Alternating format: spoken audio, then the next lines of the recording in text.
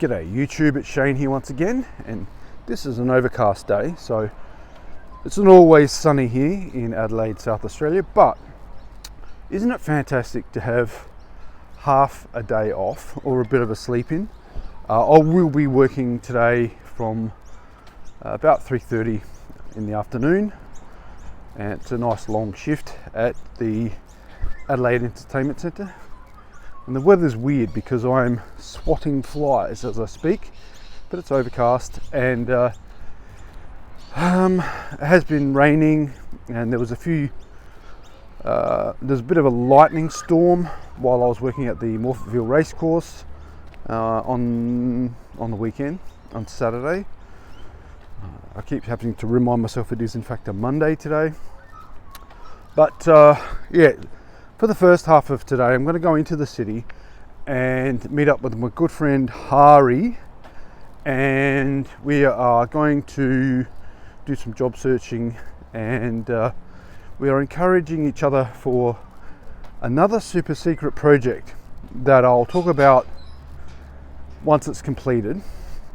I've decided not to discuss certain plans or life changes with people that may or may not sort of talk me out of doing it. They might not realize that they're being toxic when they do this.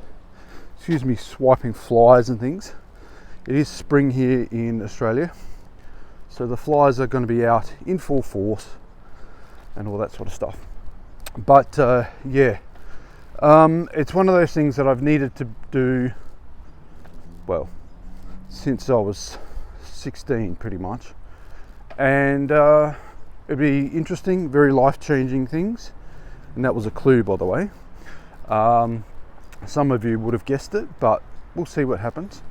But when in terms of like people talking me out of stuff, like, it's one of those things, if you want to do something, don't discuss it with other people. Discuss it with people, or like your friends and things, or associates. What you want to do is discuss it with people that have either done it themselves or are in a particular industry that can help. So for example, if you want to go overseas, you would talk to people who already have a passport, they've been to that location, and you know, they know the lay of the land and stuff like that. That's not what I'm planning to do for this year. Got another secret project that I want to at least get my foot in the door before the end of the year and get the ball rolling on that, and that will lead to like more employment and stuff like that. There's a few other projects that have caught my eye. They're a little bit more expensive, but once again, you break down these bigger expenses and into affordable chunks, and then you space that out over time, and then you can afford whatever it is that you want to do. But yeah, things are looking up, and I just wanted to do a sort of a bit of an update video of what I've been doing. Like, I've been working at the Wavell Showgrounds, cleaning the sheep pens, and what a job that is. So essentially what happens is, after the Royal Adelaide show, all the animal pens normally get cleaned out fairly quickly. The sheep pens are a different story because it's in a building that's heritage listed, and it means having to wear my worst clothing and get on my hands and knees and with a wire brush and a few other scraping tools and scrape out the dried up sheep dung on these wooden slats, and it is not pleasant. It stinks, and that's why you would have seen me wear the mask in the previous video.